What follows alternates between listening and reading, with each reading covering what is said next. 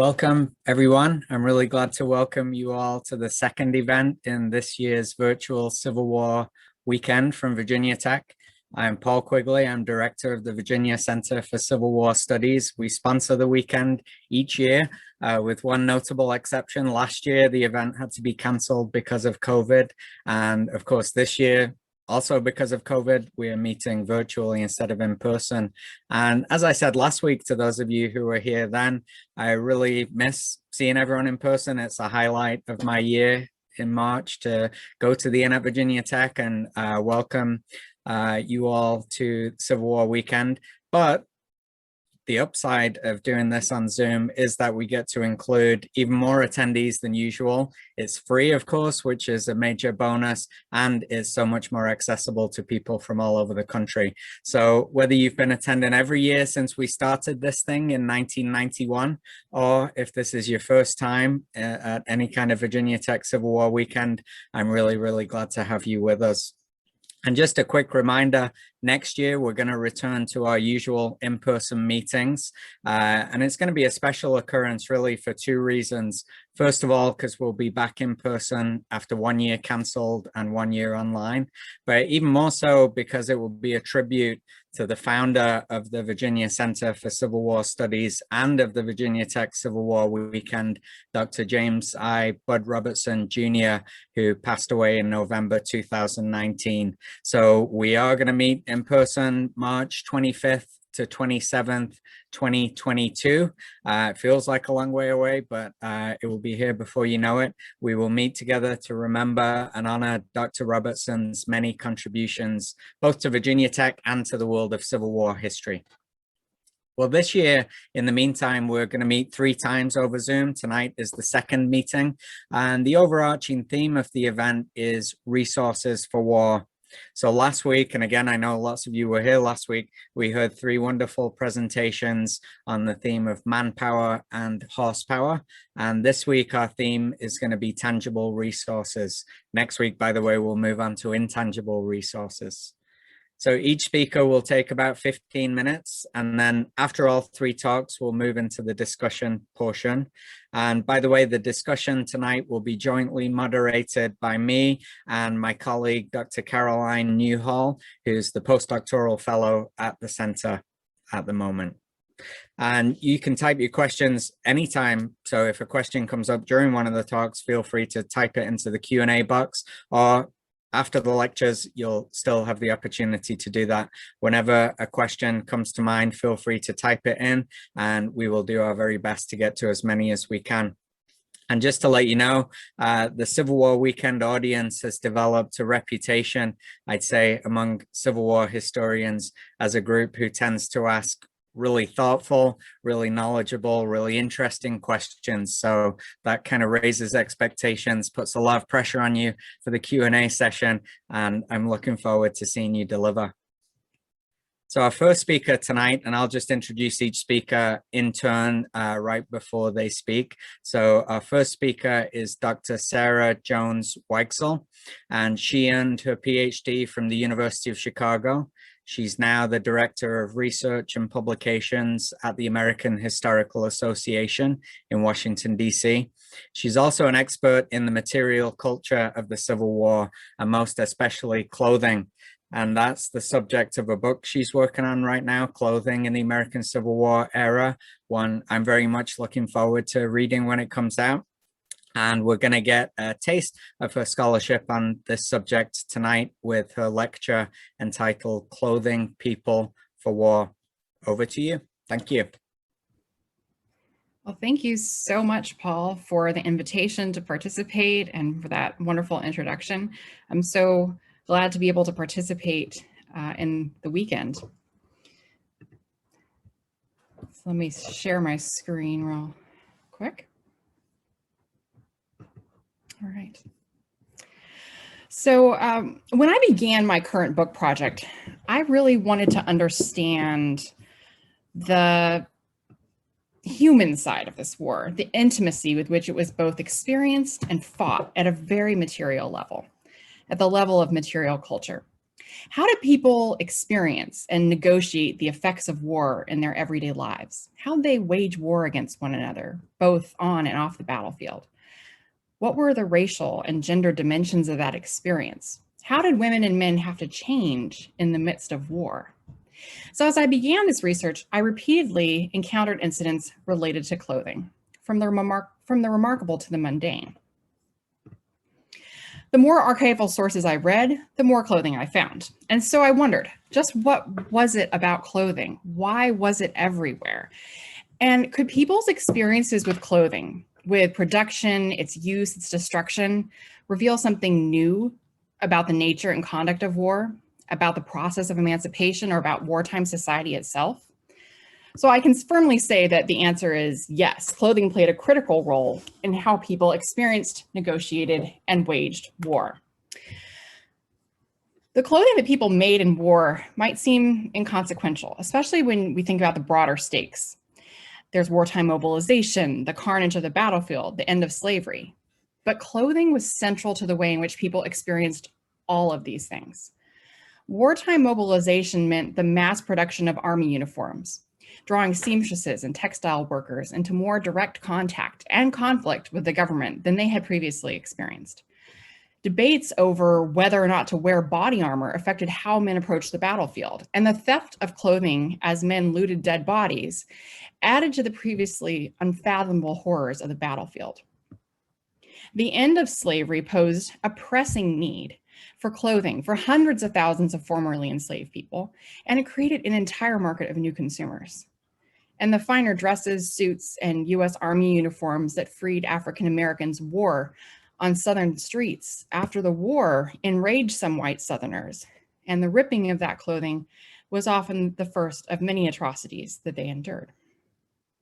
And my research has been possible because so many people save their clothing as relics of war, as a tangible way of accessing their memories. So yes, clothing has much to tell us about war. And I'm happy to expand on any of those topics during the Q&A. But as I thought about this talk, I kept returning to this one image that I found in the American Civil War Museum in Richmond. And that is this tintype of Charlie Wheat, a young Confederate soldier from Luray, Virginia. So in 1925, a Confederate veteran presented the Confederate Museum in Richmond with this tintype of CC, Charlie Wheat, who was killed April 19th, 1862. Across the cardboard mat, Charlie's brother, Joseph, who survived the war, scrawled the photograph's history. This picture was lost in 61, was found on the body of a dead Yankee at Sharpsburg, 62. So how did this happen? Charlie gave this photograph to a relative, but it was lost when Northern soldiers stole from her house in 1861. And a few years later, a Confederate soldier stopped at this woman's home for supper and showed her his collection of battlefield relics. Imagine her shock at discovering the stolen tintype of Charlie in the soldier's bag of relics. The pleasure of having the tintype returned to her must have been dampened by the memories triggered by the knowledge that the tintype had been looted from the pockets of a dead soldier, because Charlie's body, too, was looted when he died. When his body was found in the woods near Luray, it was described as all muddy from the red clay and stripped of everything but the underclothes. Charlie Wheat and his tintype likeness both fell victim to looting during the Civil War. The tintype was stolen by a Union soldier from a private house. It was taken again when a Confederate soldier rifled through the pockets of that dead Union soldier, and Charlie himself was stripped of his clothing, shoes, and all of his personal effects after he was shot dead. The story is remarkable in terms of the series of coincidences that occurred, but the individual thefts themselves were not at all uncommon during the war. Plundering and pilfering have been and continue to be forms of violation that have historically accompanied war. It is then attempting to explain Civil War theft as simply a casualty of war, and the soldier's behavior just a wartime aberration. But this explanation fails to capture the connections people made between themselves and their possessions, and the powerful effects that loss could have on the human psyche. While the people involved in the theft and recovery of Charlie Wheat's tintype may have temporarily deviated from their normal behavior, they weren't alone in engaging in acts of theft and broadly the redistribution of clothing. Both armies captured and put into use materials seized from supply trains. Bodies were stripped on the battlefield. Union and Confederate soldiers looted white and black Southerners' homes. Formerly enslaved people took clothing from former enslavers. Through all of these acts, Black and white Americans violated the boundaries of the body and of property, shaping a wartime culture in which the threat of looting altered daily material life. The clothing, of course, was far from the only target of looting, theft, or destruction. Silver, chinaware, even pianos were taken from Southern homes, and we know that houses themselves were burned to the ground in their entirety. But the theft of clothing had a more personal, critical element compared to the theft of a side chair. People didn't own a lot of clothing in the 1860s, and it was very valuable. And as something that is worn against the body and is central to the way people present themselves, it's central to a person's identity and an object that is capable of storing memories of a particular person. This isn't to say that other possessions or heirlooms aren't significant, but rather that there was a particularly acute feeling of violation when one's most personal possessions, the things that they wore and were connected to their body, were taken against their will, whether that happened on the battlefield or at home. So I could take this in a few different ways, but I want to focus on a particular kind of violation, the stripping of soldiers' bodies on the battlefield. And I'll offer a word of warning that some of the descriptions that will follow are violent in nature. On February 13th, 1864, Frank Leslie's illustrated newspaper published a front-page illustration entitled "Rebel Soldiers After Battle, Peeling," meaning stripping, the fallen Union soldiers from a sketch by an officer. Leslie's assessment of this scene is evident in the portrayal of the Confederates. The visible faces are sinister. A man in the right foreground has an almost animal-like appearance. And in the background, two men are tugging a body between them as if it were any other object. Leslie's asserted that such stripping was an organized system in the armies of the Confederates. And the newspaper further suggested that Confederates, quote, wretched financial condition, the difficulty of obtaining clothing, seemed to be an excuse, but the whole affair is so characteristic of the rebels, so clear an example of their want of finer feelings. So Confederates' organized system of peeling bodies was considered to be glaring material evidence of inhumanity. War forced soldiers and civilians to contend with bodies and mass death in ways that were unprecedented for this generations of Americans. Technological changes meant not only an increasingly deadly battlefield, but also the maiming of bodies of the men who survived. We know that men try to close themselves off psychologically, which helped soldiers to follow the command of officers in both armies to gather items that would be useful to the army, including guns and ammunition. But as they walked amongst bodies of dead men and horses, soldiers on both sides also stripped enemy bodies of uniforms, shoes, and personal effects, gathering trinkets and better clothing with which to supply themselves. The scenes men witnessed and the horrors experienced by those who lay incapacitated on the battlefield could make the stripping of dead bodies seem inconsequential. Buzzards circled while hogs snorted and rooted through the dead and wounded. Bodies began to decay quickly in the heat. Faces, as one soldier described, turned black as charcoal and bloated out of all human semblance. Indeed, burial details found the bodies had become so offensive that men could only endure it by being staggering drunk. Stripping bodies in these conditions was driven by more than a desperation for supplies or a breakdown of order. Some Confederates were indeed poorly supplied. They required new clothing and they stripped bodies to acquire it. But as we see with Charlie Wheat's body, Union soldiers too stole the clothing off of dead men. One former Confederate described the transformation of the Fredericksburg battlefield over the course of the battle and its aftermath. He said, "Before the fight, there was just the field. Next, it was covered all over with your fellows in blue clothes. Saturday night, the blue clothes were stripped off and only their white underclothes left.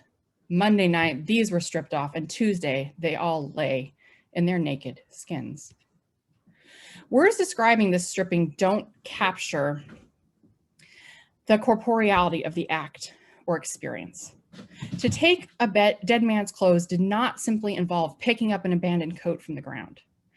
It required a looter to pull off the man's gear, unbutton the coat, the pants, the suspenders, to reach into the pockets and sift through letters, knives, and trinkets. It meant wrestling with to remove that clothing from a body whose limbs had begun to stiffen in the process of rigor mortis, at times exacerbated by freezing conditions. So what were the consequences? Such clothing theft had important cultural and political implications for the men involved. Soldiers' journals and reflections make it clear that treating the dead with disregard was debasing for both the dead and the living. And like the Northern press, Union soldiers drew on the image of Confederates stripping Northern soldiers' bodies as evidence of Southern inhumanity, and as further reason to seek revenge against rebels. As one Ohio soldier explained, by the side of every one of our dead men, you would see an old pair of shoes and a greasy, filthy pile of clothes. I never hated them till now. I have now a thirst for vengeance. A Union officer believed acts of stripping the dead to be so repugnant that he ordered his men to leave all dead Confederates unburied on the battlefield in retaliation. Other officers worried about the practical consequences of wearing stolen clothing, including the spread of disease.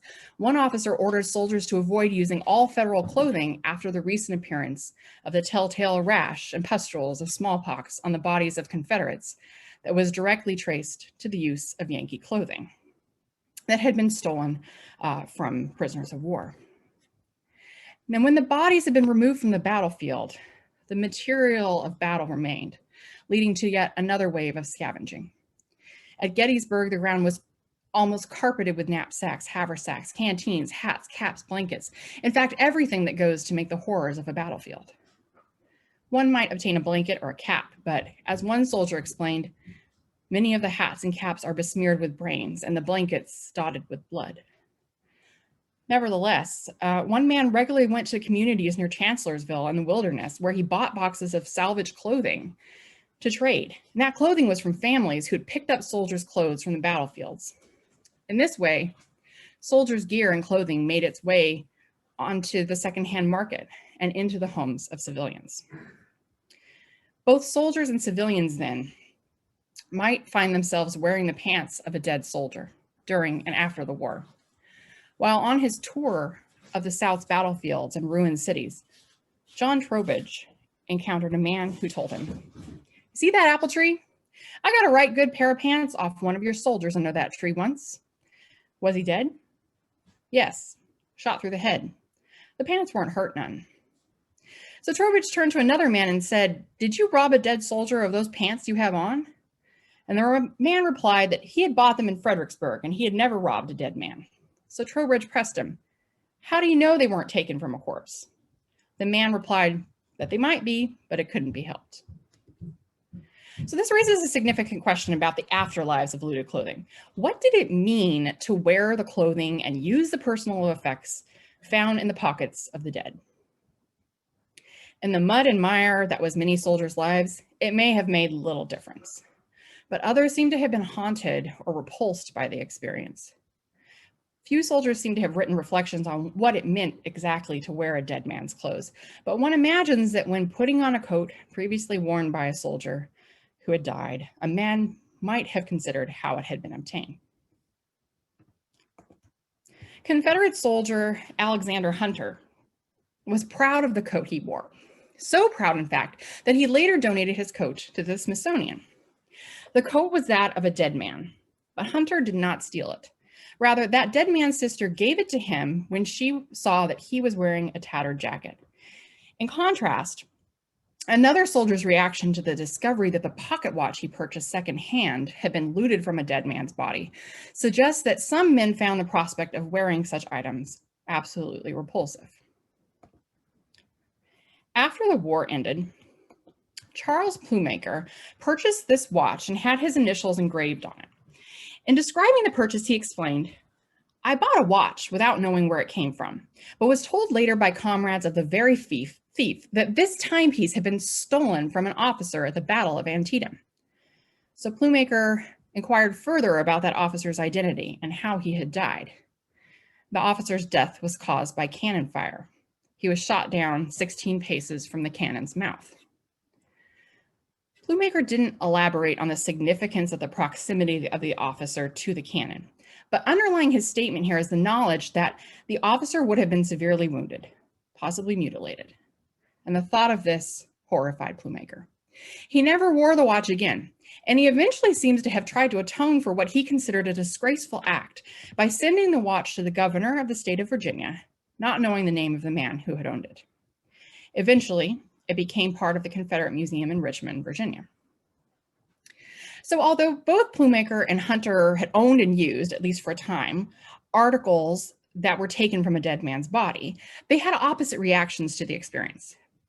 That contrast suggests that what mattered to their sensibilities wasn't the act of wearing something removed from a dead person, but rather how those objects of personal adornment had been taken off of that dead man, whether they had been removed lovingly by a sister or seized from the bloody pockets of a soldier maimed by a cannonball.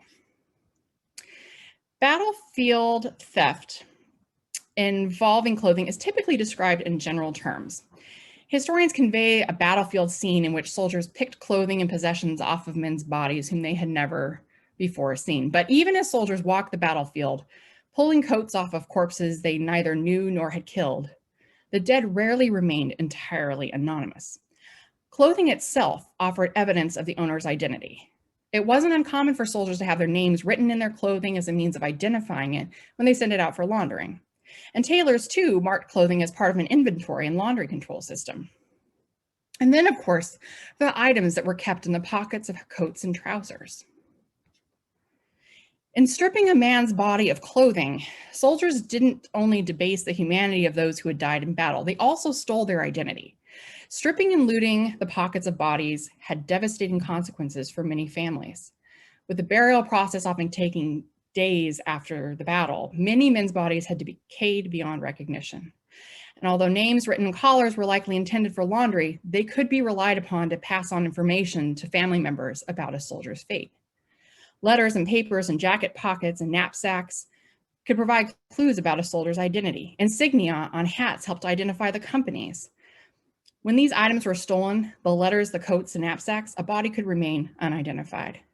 And one Fredericksburg woman reported that, quote, all the clothes had been stripped from the bodies of the Union soldiers, and the only clothing that could be identified were 3 soldiers' caps bearing the numbers 131 PV. The burial party did not recover the remains for over a week, and she did not see how, quote, all the corpses could be recognized. In circumstances like these, families might never know the fate of fallen soldiers. The stripping of their bodies had erased their ability to be identified, and therefore their identities themselves. And indeed, I've wondered whether Charlie Wheat, when stripped to his underclothes and covered in mud, would have been identified had he not been killed so close to home while patrolling near his community. Thank you.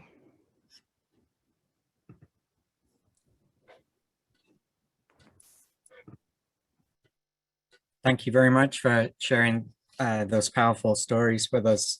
Our second speaker tonight is Dana B. Shoaf.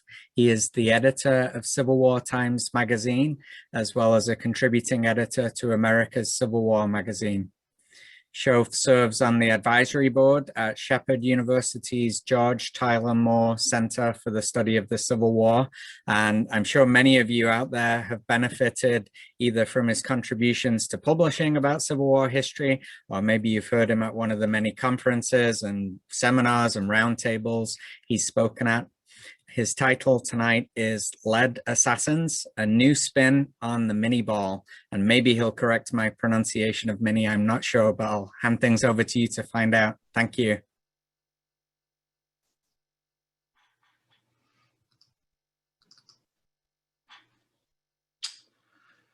Good evening, everybody, and thank you very much, Paul, for that nice introduction. And I'd also like to thank Virginia Tech for asking me to participate in this conference and also for hosting it. I really appreciate it. As Paul said, I wanted to spend some time this evening talking about bullets, and especially those bullets that were used in the long arm of the Civil War, fired by infantrymen. Carbine rounds are not part of this discussion.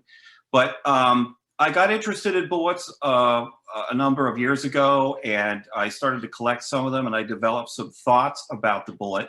And I actually think that the Minié ball is a bit sort of, the impact it had on the war is perhaps overstated. And I'd like to take a look at that tonight over the next few minutes.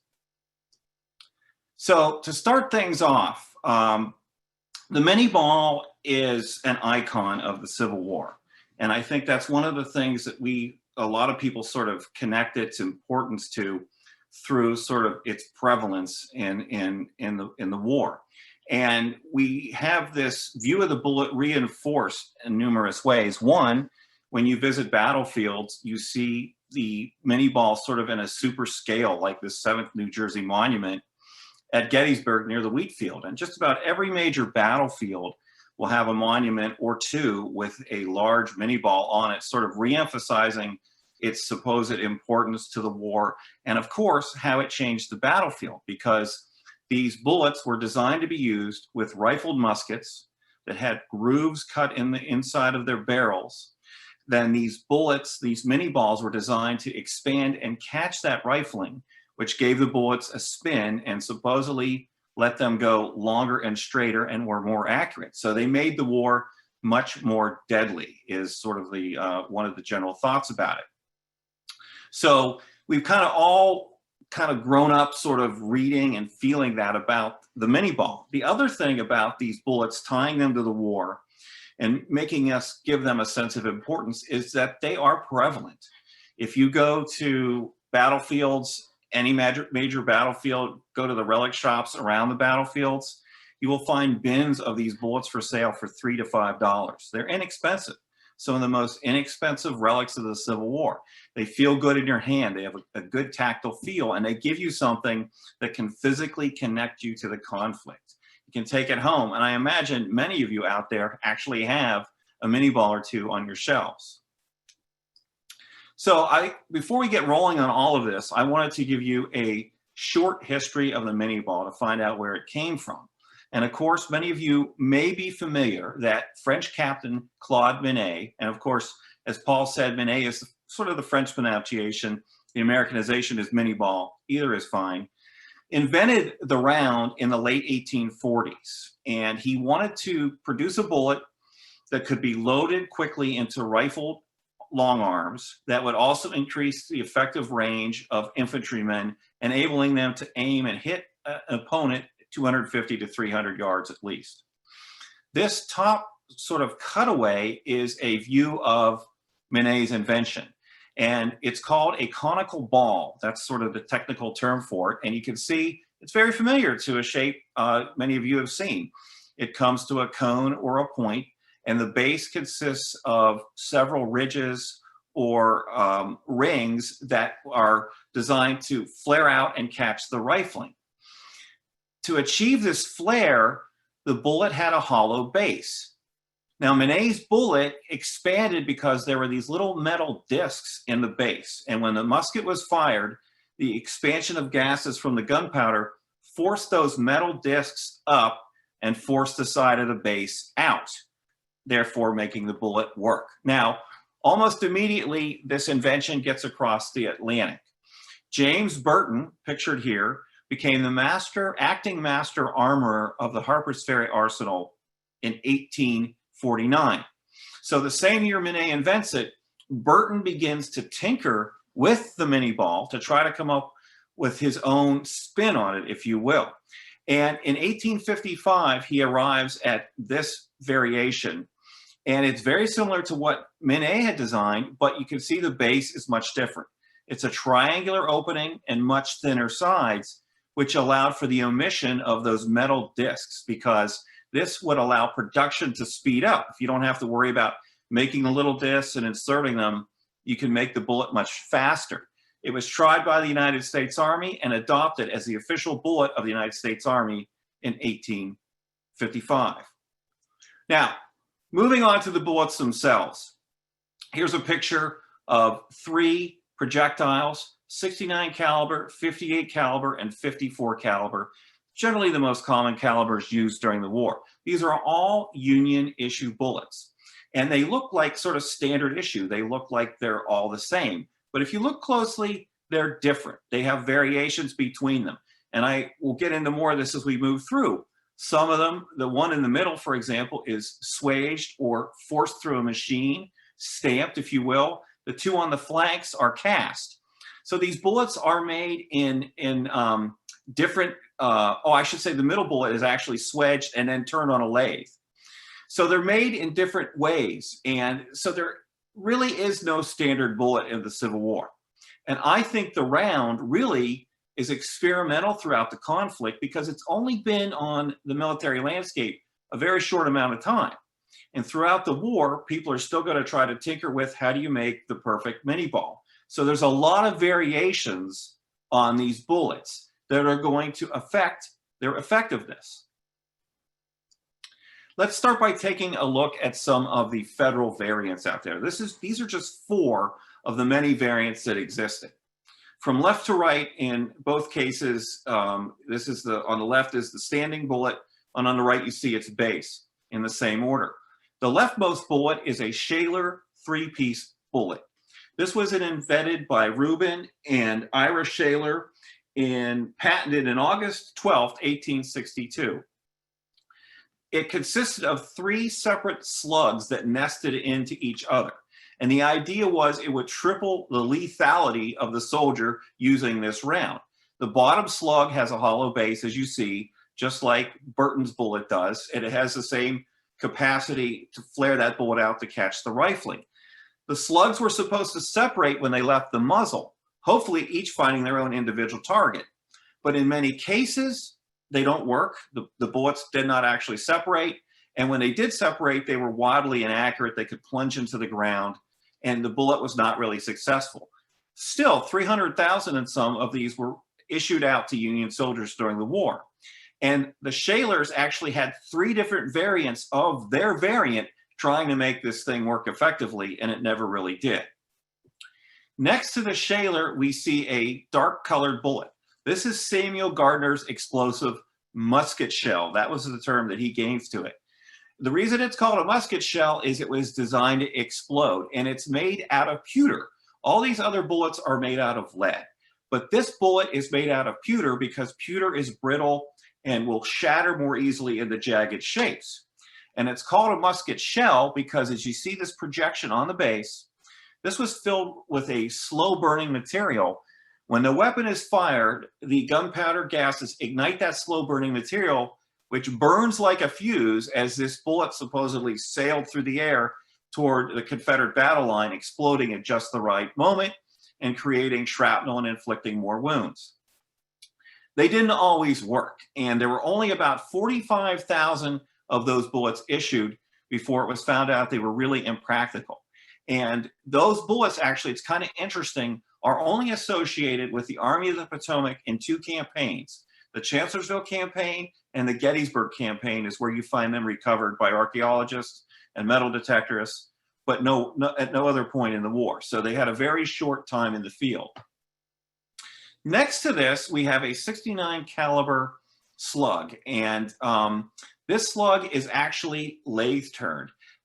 In part, the bullet was pressed through a machine to create the basic shape of the slug, but then you could see by this line around the nose, it was put in a chuck on a lathe and literally turned at high speed and have a lathe knife come in here and cut these grooves. And it only has 2 rings instead of 3, and the grooves are fairly shallow. So this is another way that a bullet could be produced. So you've got bullets that are cast, and you got bullets that are partially lathe turned and extruded as well.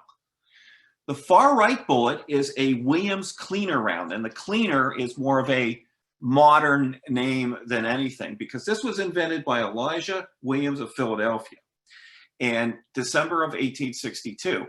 Now, I, for many years, like a lot of people, thought that this bullet was expressly made to clean the rifling after it got fouled.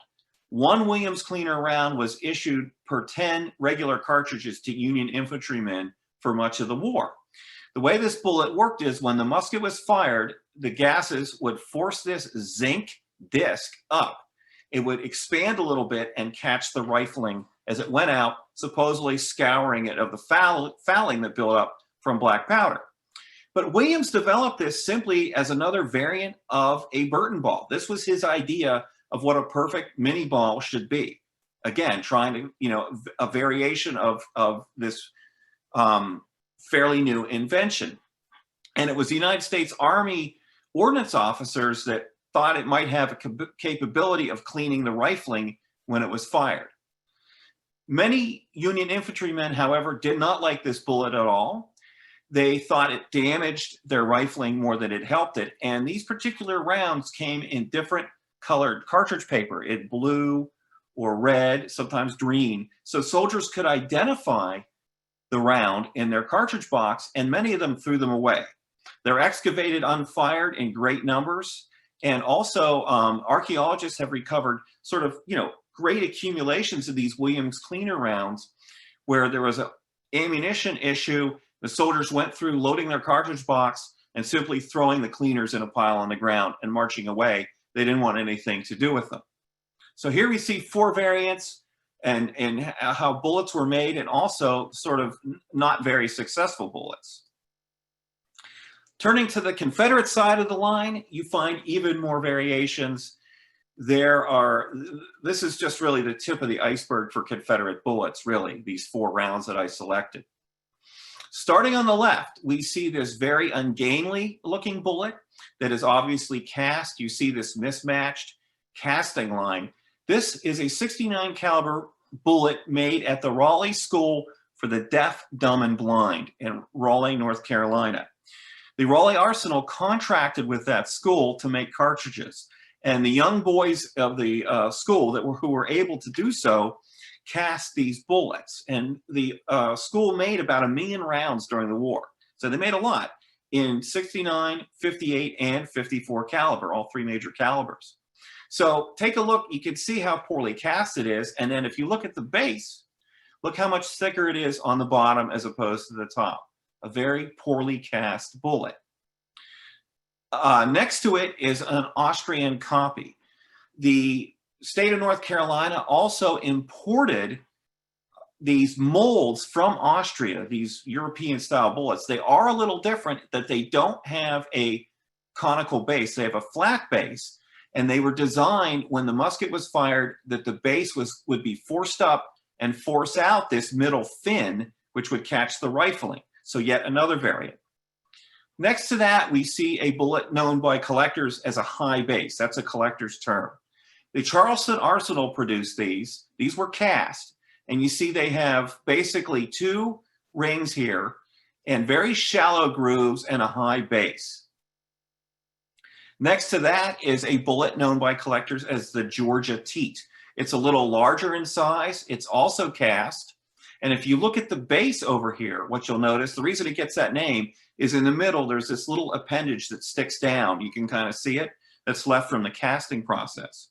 But take special note of how thick the base of that bullet is. Much thicker than the other bullets, most of the other mini balls or Burton ball variants that we've looked at.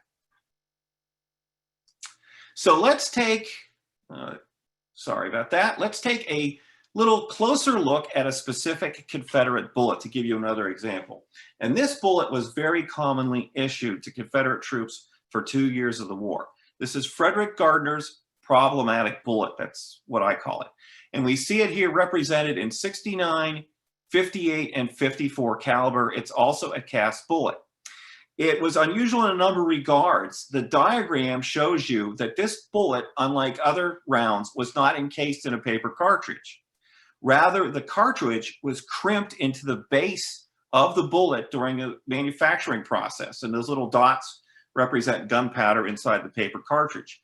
This was the most prolific Confederate bullet made for 2 years.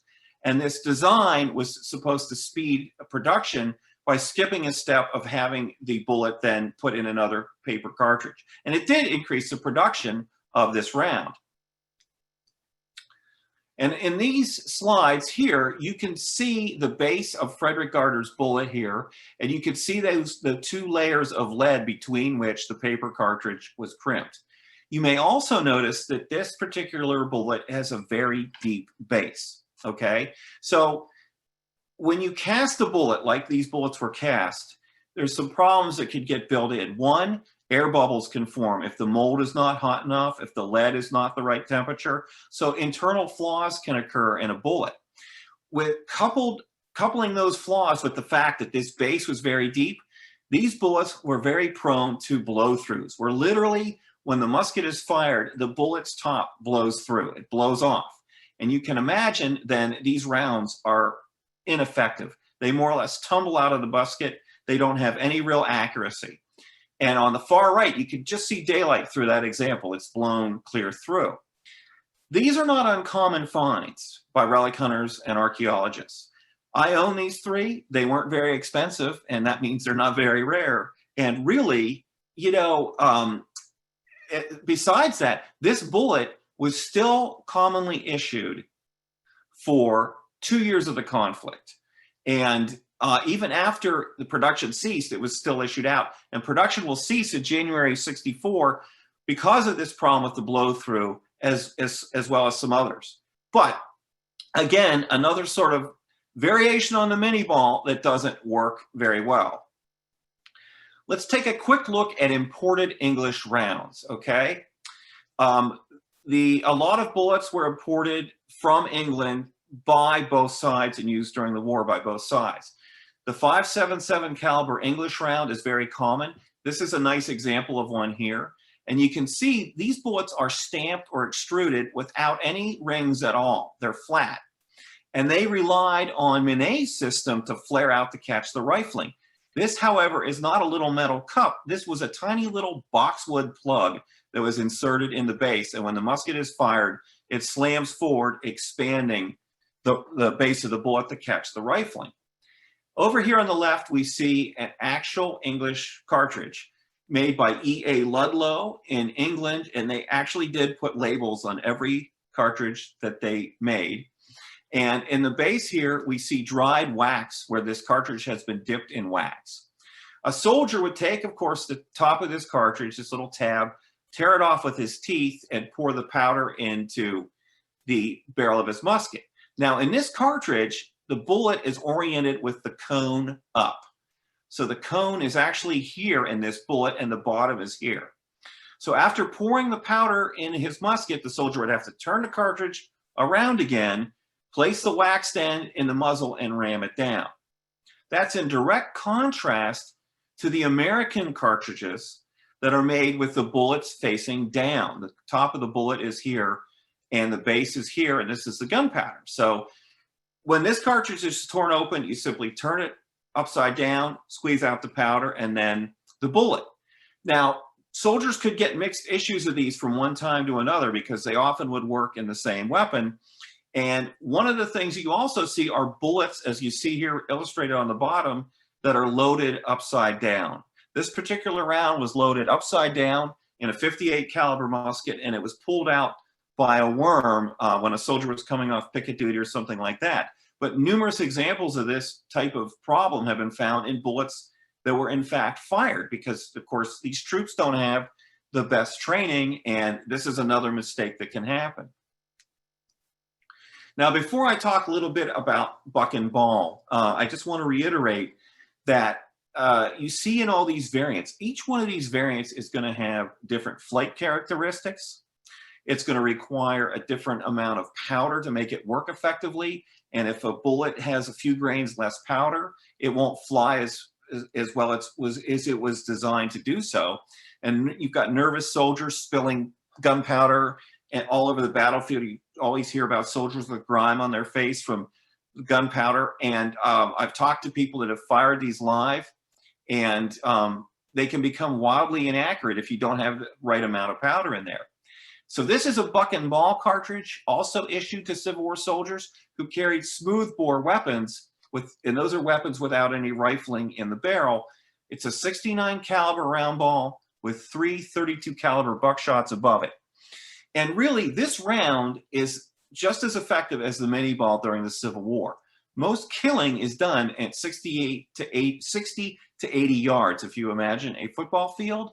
And at that distance, this round is going to be just as effective as the mini ball. And it leads me to my last slide here. the real revolution, I believe, is the use of the percussion cap during the Civil War. It's the ignition system of the long arm, the common long arm. Before the Civil War, in large part, at least the Mexican War, you saw both percussion and flint being used. But through the Revolution, the War of 1812, the flintlock is the standard ignition system. That means it requires a rock, a piece of stone, for the gun to go off. A flint is held between the jaws of the hammer, which is cocked back. A cartridge is torn open. Gunpowder is poured in a pan. This frizzen is snapped shut over the pan. And then a trigger is pulled, dropping the flint onto the frizzen, creating a shower of sparks, dropping into the pan, igniting the powder charge in the barrel when a spark goes through this little vent that you could barely see. A lot of stuff can go wrong with this cumbersome ignition system. It can get fouled in the weather. It does not spark. The flints can wear out and not spark well. The touch hole can get plugged up.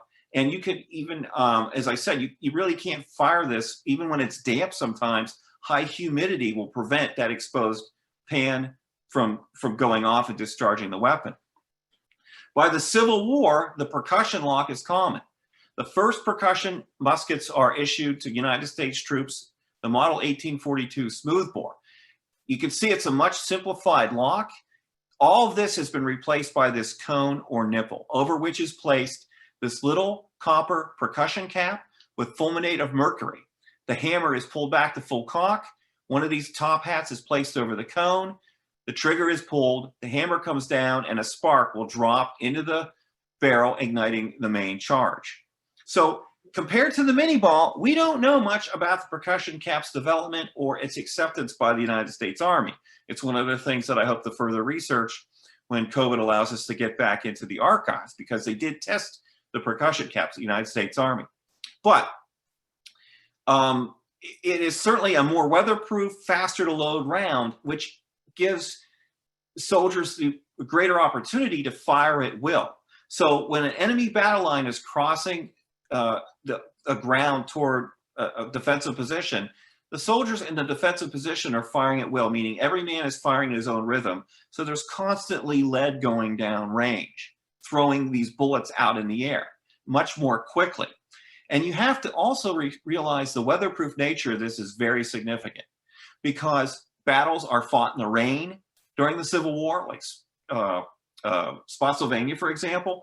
Doesn't really happen in 18th century, for example, because you can't fight because the powder will get wet. So fighting in inclement weather means more opportunity for men to get killed. And the percussion ignition system is one of the reasons that generals like Grant and Sherman can launch total war. Armies did go into winter camp previous to the Civil War because the roads were bad. They also went into winter camp during that damn season because they knew their muskets might not be effective. But Grant and Sherman didn't have to worry about that when Sherman was marching to the sea and Grant was working around Lee's right flank at Petersburg. And lastly, the Minie ball quickly disappears from the military landscape. The end of this, after the Civil War, it's basically gone with the muzzleloaders. The percussion cap, however, is still with us. They simply, this individual percussion cap has now been placed in the center of brass cartridges. It's very much the same idea for center fire bullets. So I believe that the percussion cap is the real technological revolution that should get as much attention, at least, as the Minie ball and rifling during the conflict. Thank you. Thank you so much. That was fascinating. I really enjoyed that. And I can see we'll have to have you back for the sequel, the full-length lecture about the percussion cap revolution. Watch this space for that. Okay, our final speaker tonight is Curt Luther. He's an associate professor of computer science right here at Virginia Tech, who also has an appointment as a courtesy or affiliate professor in the history department. And as you might imagine, this isn't very common to have this expertise in computer science and history. So I'm really glad he was able to join us tonight. And Curt has joined together his Civil War expertise with his historical expertise in the website he's created called Civil War Photo Sleuth. I'm sure many of you have heard of this before, but it uses both facial recognition technology and community crowdsourcing to identify unknown soldier photos. So I encourage you all to Google Civil War Photo Sleuth, check out the website, but first stick around and listen to his talk, which is titled Civil War Photographs as Resources, Past, Present, and Future. Thank you. Thanks very much, Paul.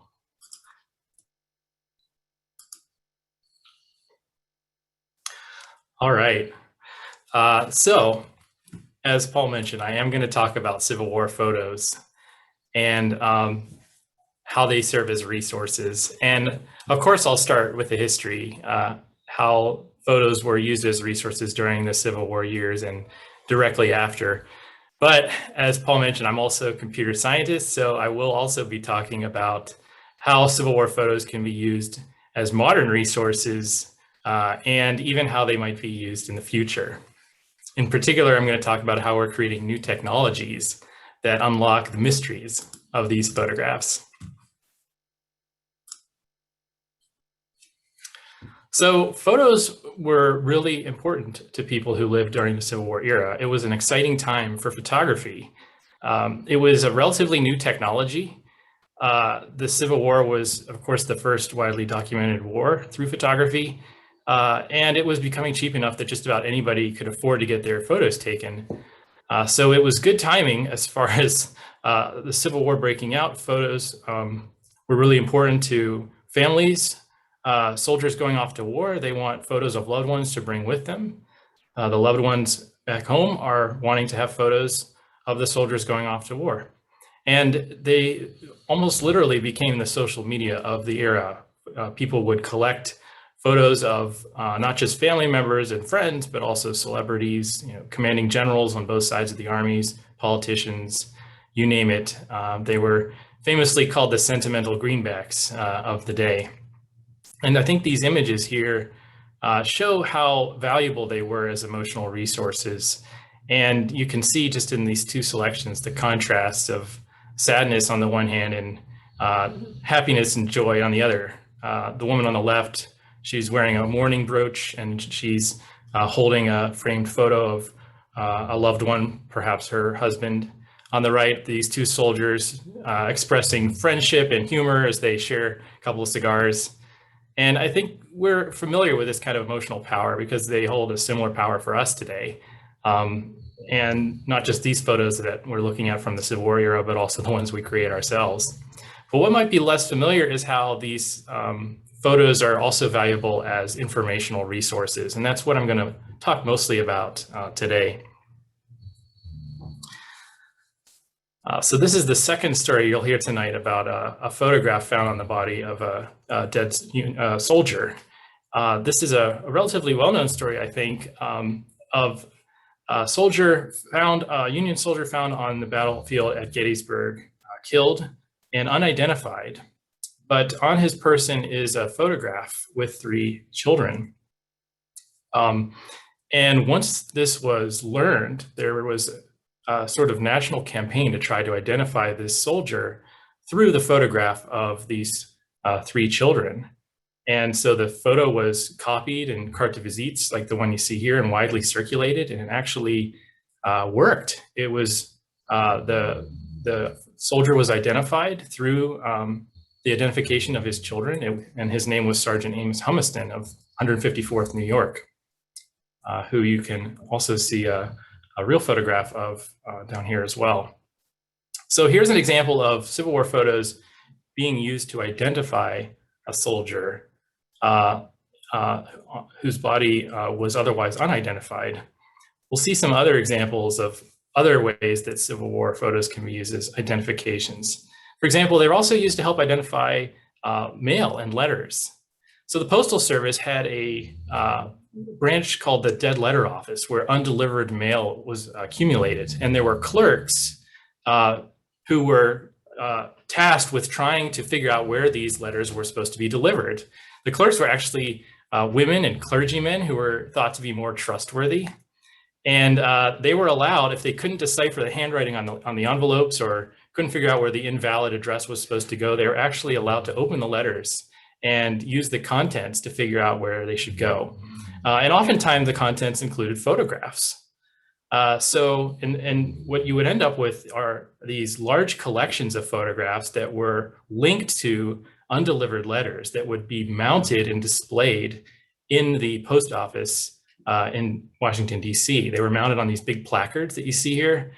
And these red numerals that you see correspond to the actual materials that the photo came with. And these brass clips were used to mount them on the tops of the, on the walls as well.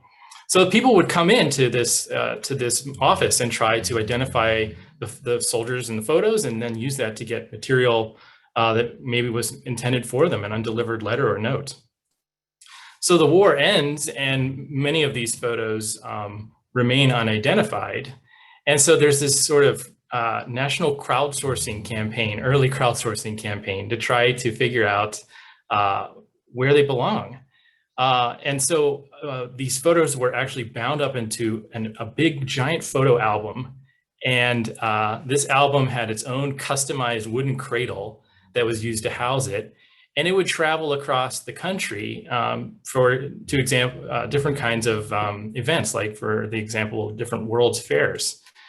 And supposedly this actually worked. It was able to successfully identify a number of these photographs. One amazing story from 1898, an Omaha woman browsing this album at the Trans-Mississippi exhibition. She sees a wartime photo of her father named J.J. Gorman.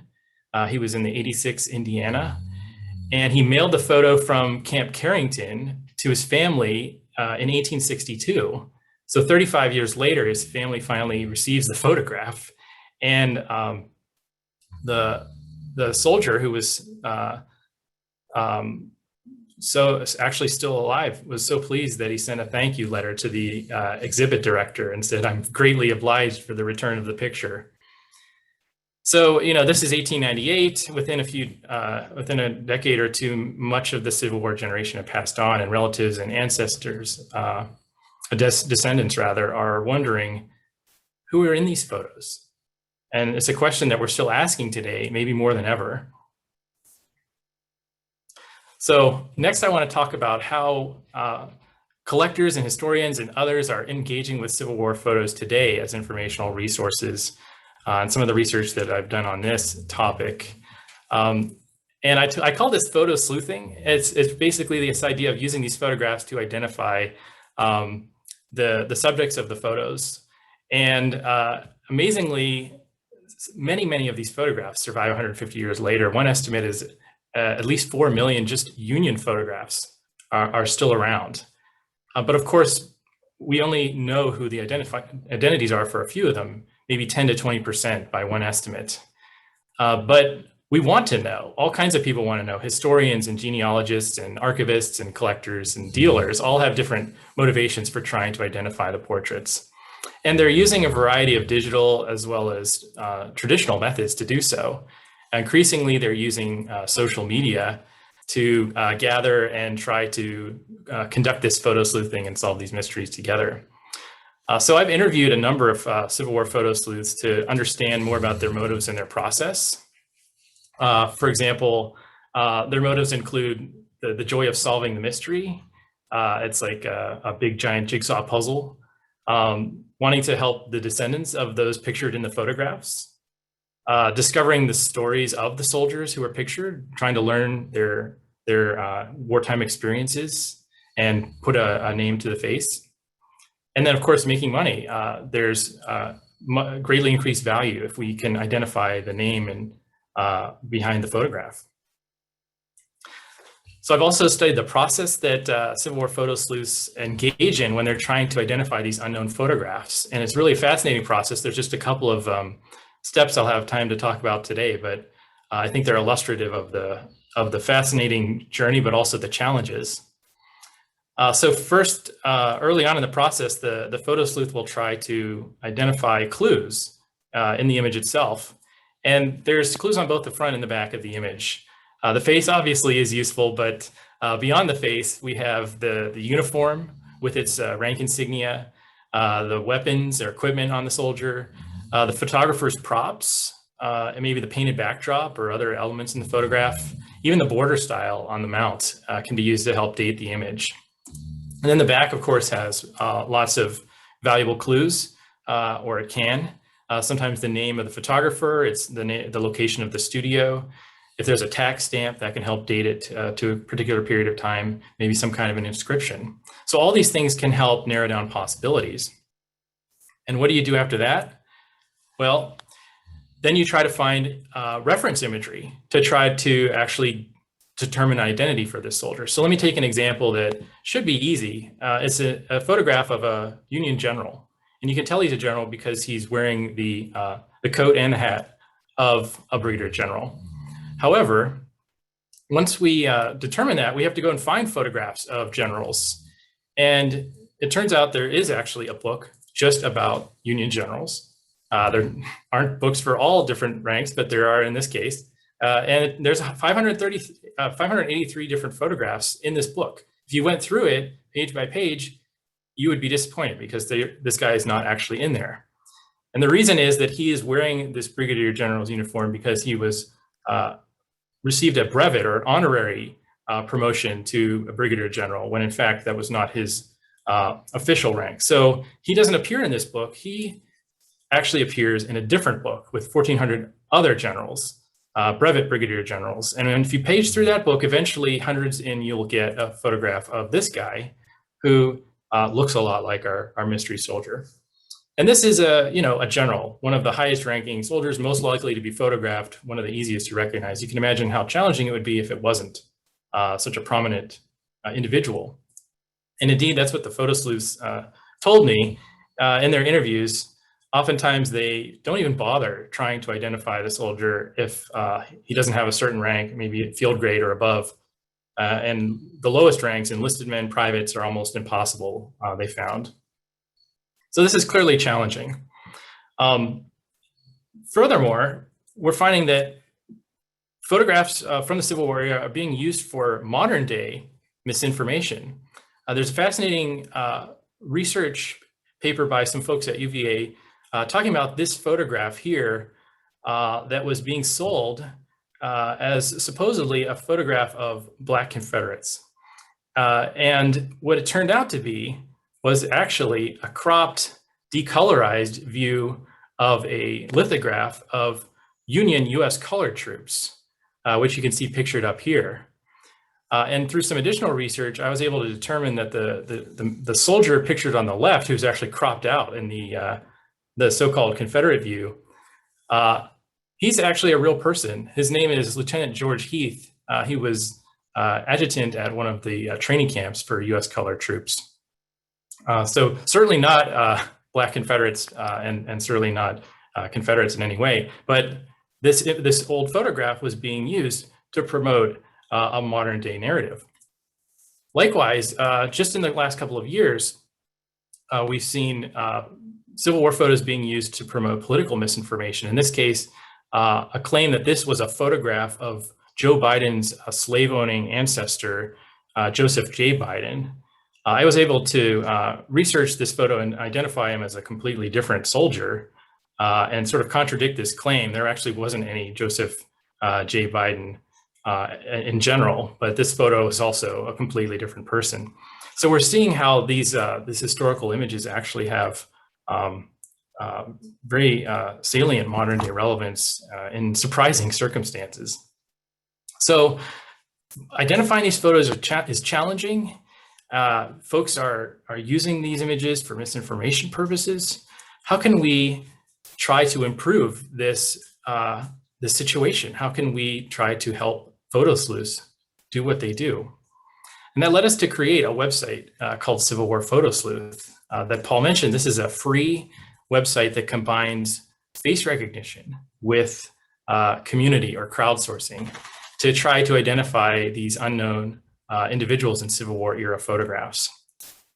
And so it uses face recognition technology, and you may be surprised to know that this does work on historical photos. And it does, with some caveats. These are black and white images. They lack some of the color and detail that we would benefit from in modern photos.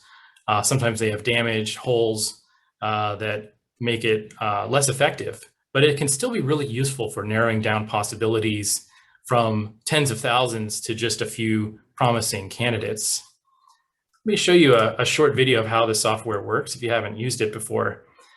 You start out with a dashboard, and you can add any photograph that you would like to try to identify. You simply need to have it digitized as a computer file, maybe taken with a scanner or with a cell phone. You describe where it comes from so other folks can get information about it later. And once this photo is added, you'll add some tags to try to describe it and basically tell the software everything that you can determine about its visual clues. The uniform, the rank insignia, anything that could help narrow down the possibilities for who this soldier is. So then those visual clues get translated into search filters. If the soldier was wearing shoulder straps with an eagle on it, then we know that we only want to see search results of soldiers who served as Union colonels at some point during the war. And we have all the military records for each of these identified soldiers, so we can look at promotions and demotions. Now we're going to see the search results coming in, and it's going to be sorted in order of facial similarity, the most similar looking soldiers appearing first and less so as you scroll down. And again, all of these will have the same military records or matching uniform clues to what we're seeing on the mystery photo. If you see one that looks promising, you can compare it and get a deeper look into the visual clues, the facial features, and so on. And if you actually find one that you think is a match, you can click the identify button, and those two photos will be linked together. And then other folks can explore the images, maybe weigh in on their own opinions about whether it's correct or not. So how did we build a user community around this site? It's only going to be as successful as the people who are using it and adding photographs. First, we went out to social media where folks were already trying to identify these photos in large numbers. We also did lots of in-person events. Remember those? Civil War conferences and antique shows and you name it. And then finally, lots of press coverage, trying to talk to anybody who would talk to us about this project to help get the word out. And we've had a lot of success so far, I'm happy to say. We did a study of our first month of usage to see how accurate were these identifications that people were making. And we found that if it was a photo of the same view of the soldier and it had an inscription, 17 of the 17 that we looked at were correct. If it was a different view of the soldier but had an inscription, or if it was the same view of a soldier but no inscription, we still saw those accurate every single time, 20 out of 20 and 13 out of 13. It was only the most difficult category where it was a different view of the soldier and no inscription information that we started to see some errors. And the majority were still correct, but we did start to see some incorrect identifications requiring a little more research and attention. And participants talked about how exciting it was to get hits on these images as they started adding them to the site. As of today, we have over 15,000 registered users, and they've contributed over 15,000 images. And this is beyond the images that we seeded the site with, thousands of identified images from public collections like the Library of Congress and National Archives. So over 35,000 at this point. We've also had lots of fun individual success stories from public and private collections. One of my favorite public collection examples was identifying this photograph, amazing tintype of a Union assistant surgeon in the Library of Congress. And they were nice enough to credit the name of the soldier and the Civil War Photo Sleuth website in the Library of Congress entry. Another of my favorite examples is from a private collection. This was a collector of New Hampshire images. When he added this unknown photograph to the site, the first result was a soldier not from New Hampshire, but from New York. It didn't really make sense to the collector, so he did some research and he found out that this soldier actually grew up in New Hampshire area and had ties there. Now that's promising, but not conclusive. What really helped was a few weeks later at a Civil War show, an identical copy of this photograph showed up, and this one actually had an inscription on the back, William Baldwin. It was the same guy, thus confirming this sort of out there identification that otherwise he never would have thought to look, never would have even thought to check out New York soldiers for this particular example. So going forward, we've noticed that folks are using this site to ask for second opinions. They're posting their potential matches and asking the community, hey, do you think this is the right guy, or do you think this is a correct match, or what? So we're building new features that actually allow people to take advantage of this community through assessment and validation, letting people seek opinion from others about potential IDs, weigh in on them in a structured way, notice things you might have missed, maybe people who are less invested or biased in the outcome, and also to collaborate, to actually work together on a photo mystery with trusted friends in private and prevent those misidentifications or wrong information from leaking out. So I'll leave you with some final thoughts. As you can see, photo sleuthing is as old as the Civil War itself. It started even before the war had ended.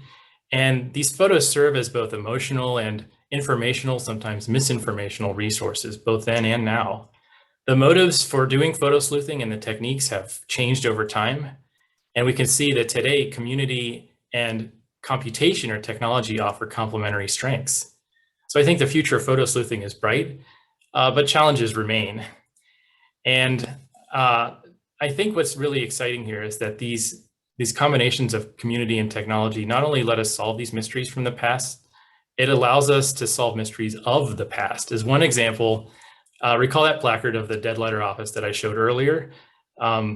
These photos, of course, hung in the post office, identities unknown, awaiting a recipient who never came.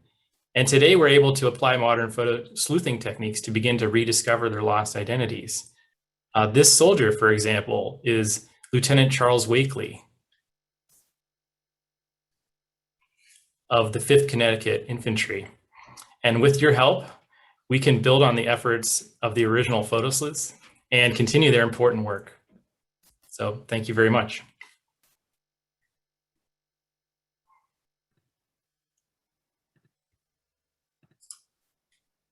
Wonderful. Thank you so much, everybody. Some really excellent talks, and I think there's some really interesting overlaps between your topics, so thank you. I'll start off with a question for our first speaker, Sarah Weicksel. This is a two-parter from a participant who is asking, have you ever heard of looting of women's bodies in warfare, and was that considered too taboo? Did it ever happen? Do you know anything about it? And then secondly, when did this shift start to happen in the looting of bodies as a taboo, and when did that become officially codified as a law of war, making this an illegal act? So many women felt compelled, civilian women felt compelled to hide their valuables on their persons, assuming that anything on their body would remain untouched. We know that that is not the case. It's also a very difficult subject to research because of the euphemistic language that people use in talking about violations of the body.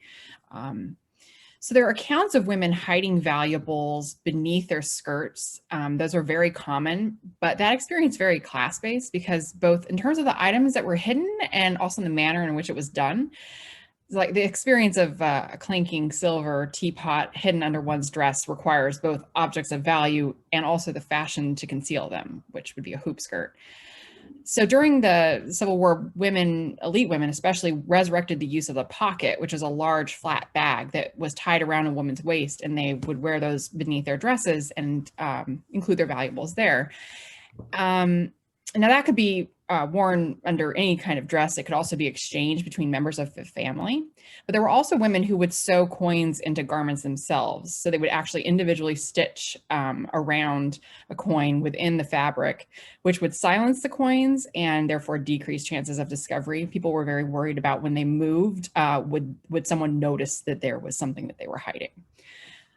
As far as the the second part of that question.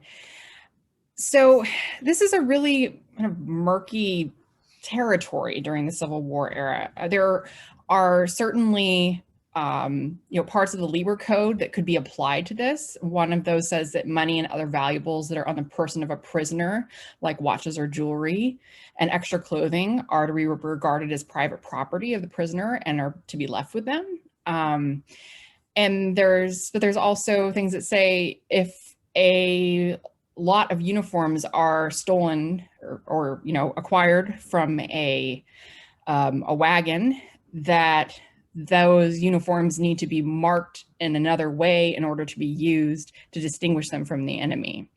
So, so there are certainly instances where people are punished for this kind of looting, but in general, you see a lot of looking the other way. Thank you. I have a question for Dana about museums and the display and interpretation of mini balls in museums. Do you have any thoughts on how they should be interpreted in the museum setting? And as a follow-on to that, do you have any favorite exhibits of whether it's ammunition or weapons or similar kinds of things that you would point to as, there's a good example of the kind of way we should be interpreting these objects? That's an interesting question, and I'm sure I'm probably forgetting something that I've seen somewhere that I particularly enjoyed regarding the exhibitry of the mini ball. Not really going with the point that I was trying to make tonight, but I think one of the most interesting uses I have seen of mini balls, there was a museum, it still exists in Falmouth, Virginia, called the White Oak Museum. And it was a private relic hunters museum. The fellow that founded it was named D.P. Newton. He recently passed away. Relic hunting is very controversial, and I don't condone it on national battlefields or anything like that at all. But D.P. basically, hunted on property he was allowed, and he documented his finds very well. And one of the things he had I found very interesting. He had a huge display. It was just a huge pile of mini balls, just almost 4 or 5 feet high, that he'd found over the years. And it gave you this tremendous sort of sense of scale of the war, just this massive amount of bullets that were in there. And that's always stuck with me because I thought that was a really kind of effective way to communicate the massive scale of these camps, the waste that was left behind. And also you can imagine the carnage of the battlefield by looking at that display and thinking of all those bullets that were fired. I don't believe I've seen an exhibit that really addresses the variety of the mini ball or the problems that occurred with it. And there are some interesting displays at the Heinz History Center and the Kentucky Military History Museum about the women who rolled and made these cartridges, which again is not really on the point that I'm trying to make tonight, but interesting social use of these bullets and cartridges. And I would love to learn more also more about that Raleigh School for the Deaf, Dumb, and Blind. That's something that needs researched more intently, because I think that's fascinating that particular school was appropriated for that purpose, and the Confederacy reaching out in that way and how that came to be. One of the things that I'll just say as a blanket statement, and I know it's not really answering the question about museums, and to kind of wrap that up, I think probably the best mini ball exhibit I have yet to see has yet to be put together, put it that way, although I do appreciate what D.P. Newton did. And if a museum has a good exhibit, I'm sure I'll hear about it after this. But these bullets are understudied, and you'd be surprised how many bullets even advanced collectors aren't really sure where they were made. They haven't really tracked down where they were made. And for example, that Raleigh bullet was called a Carcano bullet for years by collectors. And it was believed to have been imported from Italy for some reason. And then someone connected it to this Raleigh arsenal, and realized, no, it was made here in the United States. And there are bullets made for the Union Army. We're not exactly sure what army produced them, that have sort of specific features to them. So it's really understudied, and I think it's sort of under-exhibited as well in the public history sphere. Well, if the perfect exhibit ever does get built, I've got the perfect location for it for you. Okay. Only a few miles from where I'm sat right now in Blacksburg is a place known locally as Minié Hill. And the legend is that when Union forces were retreating back to West Virginia following the Battle of Cloyd's Mountain, you know, some of the mountains around here are fairly steep. And Yes. so they began to jettison some of their supplies, Got rid of it. including supposedly a bunch of mini balls. Yeah, which do have a lot of weight when you add them all up. Absolutely. Yeah. All right, let's get the funding and we'll start an exhibit there. Okay. Excellent. I have a question for Curt regarding the website that you've been putting together, asking, is there room for sleuthing of civilian images on this site? You mentioned the use of the image of the soldier's children to help identify him. So are there any spaces for women, for African Americans who are contributing to the war effort but didn't necessarily have uniforms? Is that receiving attention at all? Yeah, great question. So indeed, we are looking for images of both soldiers and civilians on the site. And we have a number of both kinds, but I would say definitely more soldier images right now. What we're looking for primarily is, we've said we're especially interested in photographs of Civil War soldiers and sailors at any point in their lives. So it could be before the war, during the war, or after the war. And then Civil War era people. So people, soldiers and civilians who lived during the Civil War era, which I guess we could roughly say 1840s to 1870s. So we have to cut the line, we have to draw the line somewhere, or we would be gathering photos of every person from the 19th century who lived in the US. But the rough rule of thumb is, Civil War soldiers or veterans at any point in their lives, and anyone who lived during the Civil War era is of interest to us. So on the site, we have ways that you can catalog civilian clothing as well as military uniforms. And we found that, of course, civilians have fascinating stories just as much as soldiers and sailors, but there's very often important interconnections between the stories. If you're trying to identify a soldier, it's very helpful to have a photograph of his wife or his brother or something like that, and trying to draw those connections can be really, really helpful. It's all different pieces of the puzzle that you ultimately try to put together to put a name to a face. Wonderful.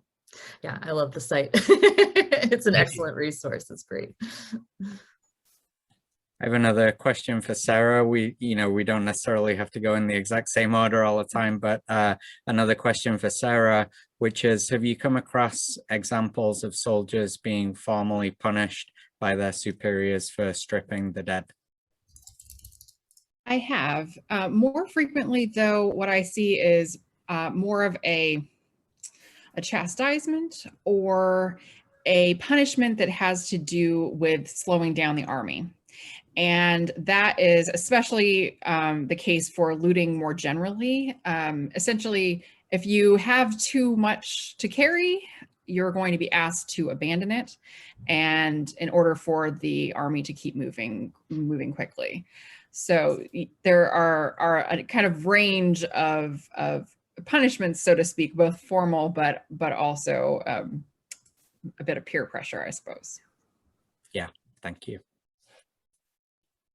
There was a question I think you wanted to answer, Curt, that you noticed in the Q&A. I'll let you take that lead on that. Sure. Yeah, there was a nice question about a lot of the example photos are of white men, and it looks like, of course, there are also black soldiers, and a lot of the white men pictured have beards. So how well does the face recognition technology perform for those other types of groups and photographs? And also the comment notes that it could potentially be a bias technology that could maybe have issues there as well. So how do we deal with that? So there's a couple different questions there. I think they're all interesting. We have photographs in our database of both white and black soldiers. We have embarked on a project over the last couple of years to increase the number of photographs of black soldiers in our database. And I'm happy to say that I think we have one of the largest, if not the largest, digitized collections of black Union soldiers in the world.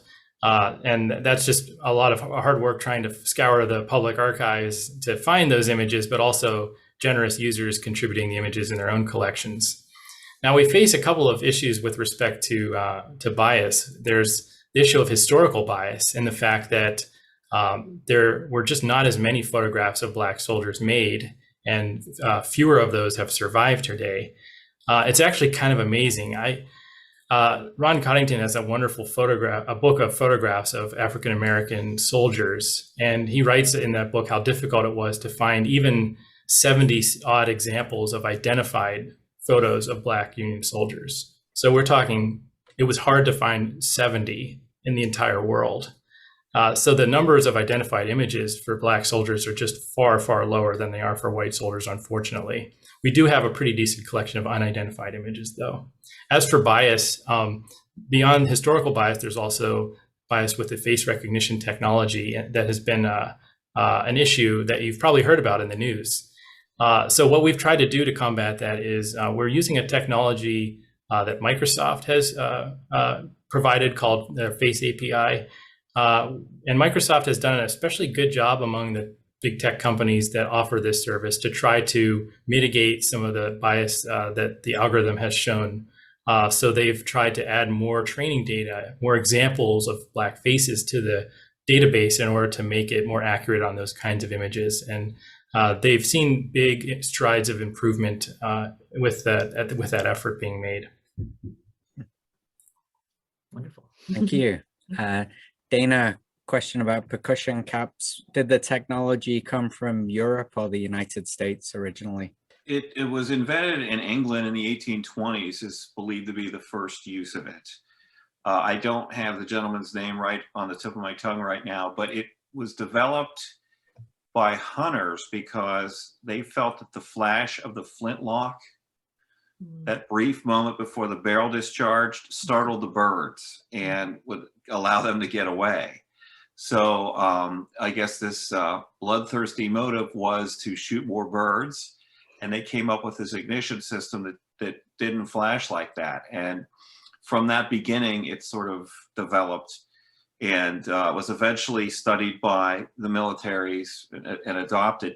I do know that during the Mexican War, there was debate among the American High Command because the thought was these were wasteful because you used one percussion cap per shot, whereas a good flint would be good for dozens of shots. You know, there was that sort of hidebound mentality that sort of held it up.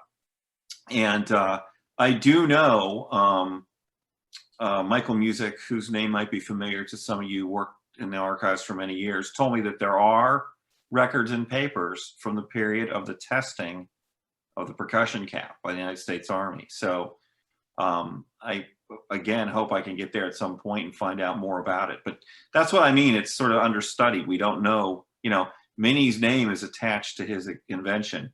And we just don't know much about, nearly as much about the percussion cap.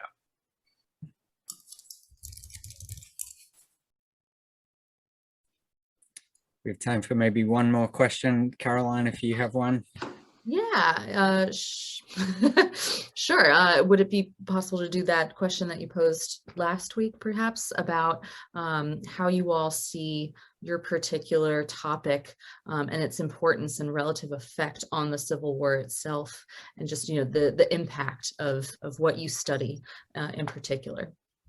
And we can start with Sarah, since you went first. Well, I have the distinct advantage of talking about an item that is both considered a luxury and a necessity, since clothing is considered crucial for not only self-presentation, but also for basic survival. And, you know, we know a lot about how people were attempting to alter clothing in order to make it a more usable tool for, creating an effective fighting force. So we have that on the one hand. On the other hand, people are using this as a really important cultural, political, a social tool to combat a very wide range of challenges that are coming up during the war. They're using clothing to think about what emancipation means and what a free society looks like. They're using it to, think about women's ability to produce clothing, to work as seamstresses and keep themselves employed. So there's just a really wide range of ways in which clothing is being both used by and used against people during the war. Dana? Well, I think that, I'd like to continue studying just how critical was the Minie ball to the war, and, how crucial was it to the vast bloodshed. And also, I think there's a memory component here that needs explored. How did it get to become this icon? And, during the war itself, there actually was an officer that wrote a treatise. I didn't have a chance to bring it up. He brought up many of the concerns I had, and he published it for officers to read. And I would like to see how deep that debate went among the high command, and just sort of, I guess, take a fresh look at this bullet that we've given a lot of importance to over the years, and see where the truth lies with this technological development. Wonderful. Yeah, for me, I think photography is really interesting because I think, even during the war, everyday people recognize the power of photography. And I think today we still realize that. But as an object of study, as a scholarly enterprise, the study of Civil War photographs is relatively new. It hasn't gotten a whole lot of attention in the past until recently. And so it's a really rich opportunity for scholars and Civil War history enthusiasts to become photo sleuths themselves. And, technologically speaking, it's almost like the Civil War in the sense that photography is sort of in a heyday. It's incredible how many museums, archives, historic societies have digitized and made available their photographs in the past 5 to 10 years. And of course, tools like face recognition allow us to examine those in new ways. So I think it's definitely a really exciting time to be interested in Civil War photography. Absolutely. And Civil War Photo Sleuth is a great place to go to whet your appetite and get you even more interested. And I would recommend going there only after you go to the website to register for next week's Civil War weekend events, because those of you who were here last week know you have to register separately for each week. So even though you're here tonight, if you want to be here next week, you have to register for that event separately. Now you will actually be directed to the website after you close down the Zoom browser, so it should be very easy, and then you can go on to find Civil War Photo Sleuth after that. But I really want to thank everyone for attending tonight. We really appreciate your questions and your participation. I want to thank the speakers for giving us such wonderful talks, such a range of topics, each one just fascinating, and I can tell the audience by their questions were really interested in your talks too. So thanks to the speakers. I would also like to thank my colleagues at Continuing and Professional Education. They're the ones who put this whole thing together. And of course, Caroline Newhall for helping moderate the questions tonight. So thanks very much, everyone. Have a good night and hope to see you next week.